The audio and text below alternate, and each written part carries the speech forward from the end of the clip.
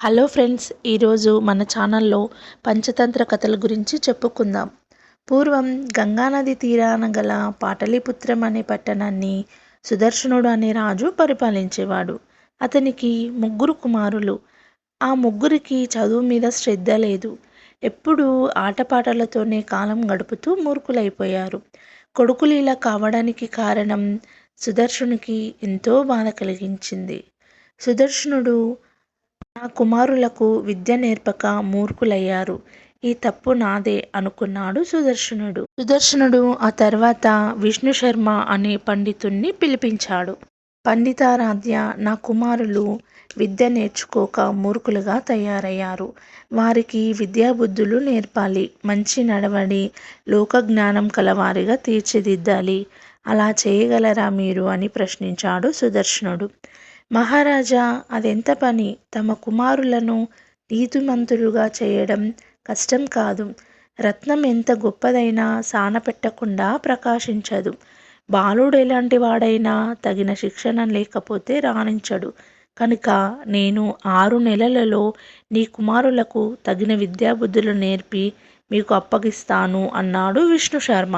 విష్ణుశర్మ మాటలు విని సుదర్శనుడు ఎంతో సంతోషించాడు. తన కుమారులను విష్ణుశర్మకి అప్పగించాడు. విష్ణుశర్మ ముగ్గురు రాకుమారులను తన ఇంటికి తీసుకువెళ్ళాడు. చల్లని చెట్టు నీడలో కూర్చోబెట్టాడు. అయితే వాళ్ళను అక్షరాలు రాయమనలేదు, శ్లోకాలు చదవమనలేదు. చక్కని కథలు చెబుతూ వాళ్లకు విద్య నేర్పాడు. ఆ కథలే పంచతంత్ర కథలుగా ప్రసిద్ధి. కథలు విని రాజకుమారులు మంచి ప్రవర్తనని అలవరుచుకున్నారు. ఆ కథలేమిటో తెలుసుకుందామా మరి?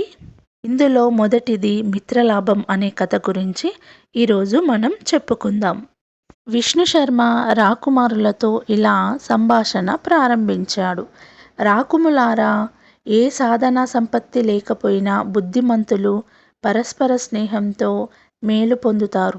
పూర్వం ఒక ఎలుక, కాకి, తాబేలు, లేడి అలాంటి మంచి స్నేహం వల్లనే ఆపద నుంచి బయటపడ్డాయి. ఐక్యమంతానికి మించిన బలం లేదు. మంచి గుణగణాలే పక్షులలో ఉన్న, జంతువులలో ఉన్న, మనుషులమైన మనం నేర్చుకోవాల్సిందే అన్నాడు విష్ణు శర్మ. కాకి, ఎలుక, తాబేలు, లేడి సాధించిన కార్యాలేమిటి అని అడిగారు రాకుమారులు. విష్ణు శర్మ ఇలా చెప్పడం మొదలుపెట్టాడు. గోదావరి నది ఒడ్డున ఒక పెద్ద బూరుగు చెట్టు ఉంది.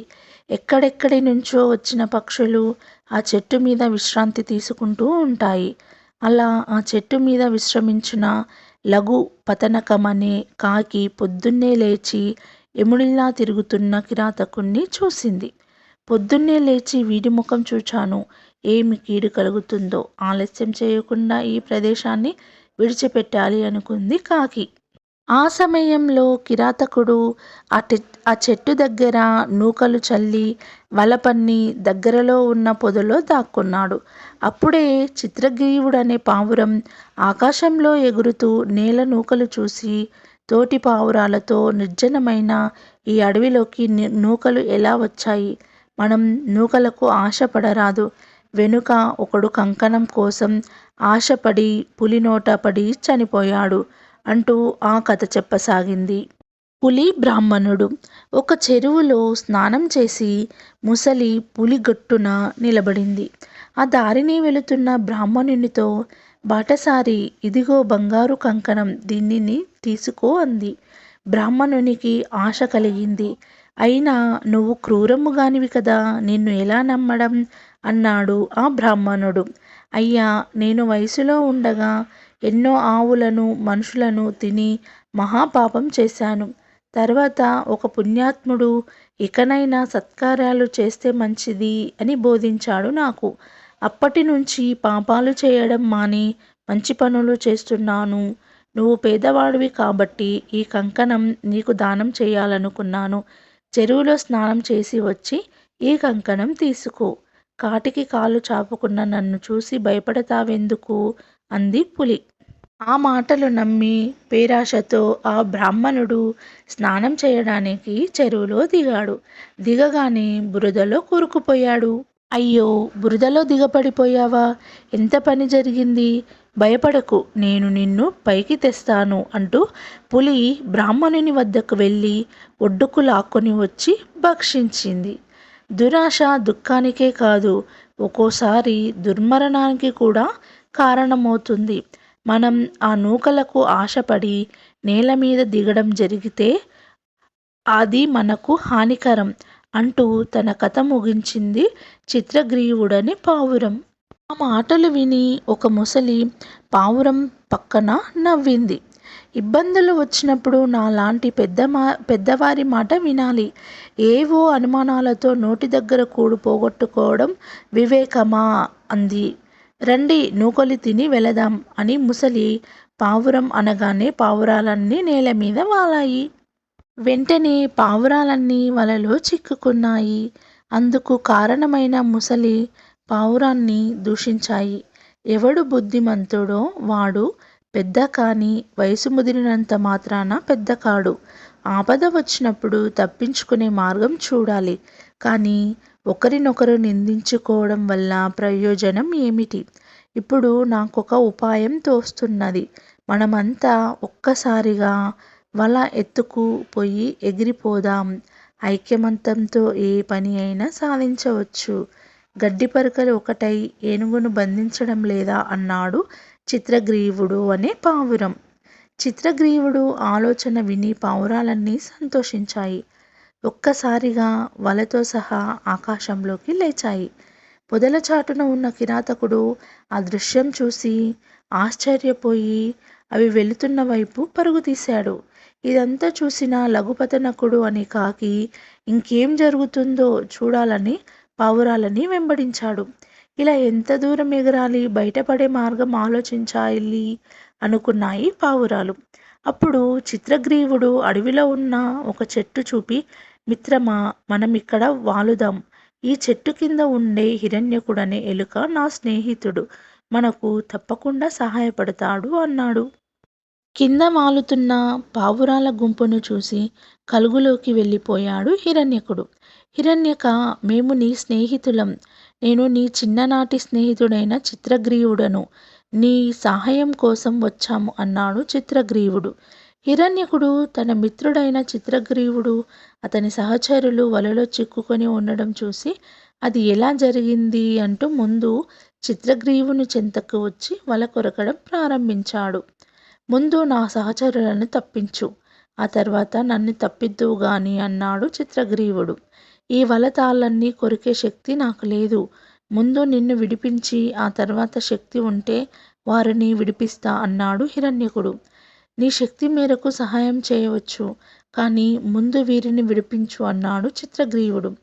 స్నేహితులు కష్టంలో ఉన్నప్పుడు తన సుఖం మాత్రమే చూసుకునేవాడు హీనుడు కదా అన్నాడు చిత్రగ్రీవుడు. ఆ మాటలు విని హిరణ్యకుడు పరమానందభరితుడై, నీలాంటి సద్గుణ సంపన్నుడైన స్నేహితుడు దొరకటం నా అదృష్టం. నువ్వు చెప్పినట్లే చేస్తాను అన్నాడు. వెంటనే వల తాళ్ళన్నీ వరుస పెట్టి కొరికేశాడు. ఆఖరున చిత్రగ్రీవుణ్ణి విడిపించాడు. అప్పుడన్నీ పావురాలన్నీ హిరణ్యకుడిని చేసిన మేలుకు ఎంతో కృతజ్ఞత ప్రకటించాయి. ఆ తర్వాత చిత్రగ్రీవుడు కృతజ్ఞతలు చెప్పి మిగతా పావురాలతో సహా తన నివాసానికి వెళ్ళిపోయాడు. కిరాతకుడి వలలో చిక్కిన చిత్రగ్రీవుడు తదితర పావురాలని హిరణ్యకుడనే ఎలుక కాపాడడం చూసిన లఘుపతనకమనే కాకి ఎంతో ఆనందించింది. హిరణ్యకుడి స్నేహం చేయాలని భావించింది. హిరణ్యకుణ్ణి పిలిచింది. హిరణ్యకుడు తన కలుగులో ఉండే, ఎవరు నువ్వు అని ప్రశ్నించాడు. నేను లఘుపతనకమనే కాకిని, నీ స్నేహం కోరి వచ్చాను. ఆ మాటలు విని, బాగు బాగు, నీతో స్నేహం? నువ్వు ఎలుకల్ని ఆహారంగా తినేదానివి కదా. నీతో స్నేహం ఆపదలకు కారణమవుతుంది. ఇలాగే పూర్వం ఒక లేడీ నక్కతో స్నేహం చేసి చాలా కష్టాలు తెచ్చుకుంది. చివరికి ఒక కాకి వల్ల ప్రాణాలతో బయటపడింది. కనుక నీతో స్నేహం చేసే చేతులారా కష్టాలు తెచ్చి పెట్టుకోలేను అని అన్నాడు హిరణ్యకుడు. ఆ కథ ఏమిటో నాకు చెప్పు అంది కాకి. హిరణ్యకుడు ఇలా చెప్పసాగాడు. మగధ దేశంలో మందరావతి అనే వనం ఉంది. అందులో ఒక లేడీ కాకి ఎంతో అన్యోన్యంగా స్నేహంగా కాలం గడుపుతూ ఉన్నాయి. ఒకసారి ఒక నక్క ఆ వనంలోకి వచ్చింది. ఆ వనంలో తిరుగుతున్న లేడీని చూసింది. ఆహా! ఈ లేడీ ఎంత బాగా కంటపట్టి ఉంది. దీని మాంసం ఎంతో రుచిగా ఉంటుంది. ఎలాగైనా ఈ లేడీని చంపి తినాలి అనుకుంది నక్క. అలా అనుకున్న నక్క తిన్నగా లేడీ వద్దకు వెళ్ళింది. అయ్యా, నేను దిక్కులేని వాణ్ణి. నిన్ను చూసి నాకెంతో బలం వచ్చింది. నీతో స్నేహం చేయాలని కోరిక కలిగింది. నా కోరిక తీర్చవా అంది నక్క. నక్క మాటలు నమ్మిన లేడీ దానిని తన ఇంటికి తీసుకువెళ్ళింది. అక్కడ ఉన్న మందార చెట్టు మీద కూర్చున్న కాకి లేడీ వచ్చిన నక్కను చూసింది. ఇతనెవరు, ఇక్కడ ఎందుకు వచ్చాడు అని ప్రశ్నించింది కాకి. పాపం దిక్కులేని వాడట, నా స్నేహం కోరి వచ్చాడు అంది లేడీ. అయ్యో మిత్రమా, మంచి చెడులు విచక్షణ లేకుండా కొత్త వారితో స్నేహం చేయవచ్చునా? ఇలాగే పూర్వం ఒక గద్ద పిల్లి మాటలు నమ్మి చేరదీసి ప్రాణం మీదకు తెచ్చుకుంది.